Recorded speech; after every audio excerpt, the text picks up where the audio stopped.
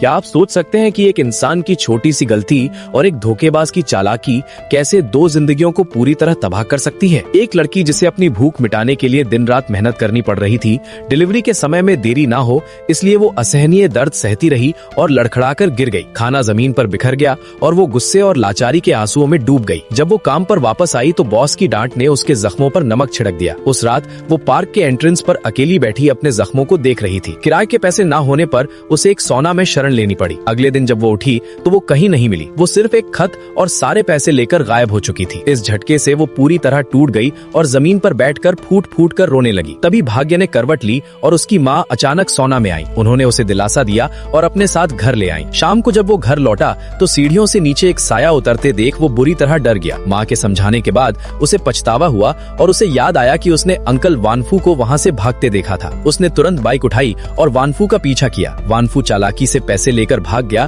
और एक गली में छिप गया। उसने पड़ोसियों को इकट्ठा किया और लिस्ट लेकर 24 घंटे उस इलाके पर नजर रखी। कुछ समय बाद उसे मेयर का फोन आया और उसे बेस्ट परफॉर्मेंस के लिए अवार्ड मिला। अवार्ड सेरेमनी में उसने एक जानी पहचानी लड़की को देखा। परफॉर्मेंस खत्म होने पर उसने उसे आवाज दी और अपना गुस्सा दबाते हुए पूछा कि आखिर उसने ये सब क्यों किया। उसे लगा कि उसे धोखा मिला है। वो लड़की अब पछता रही थी और मामला सुलझाने के लिए उसके घर की तरफ भागी। वो घर पहुंच गई लेकिन वो वहाँ नहीं था। वो वेयर हाउस में सो रहा था। तभी उसे माँ का मैसेज मिला कि घर पर कोई आया है। वो पागलों की तरह घर की ओर भागा। जैसे ही वो घर पहुंचा तो सब कुछ बदल चुका था। दोनों एक दूसरे को घूर रहे थे।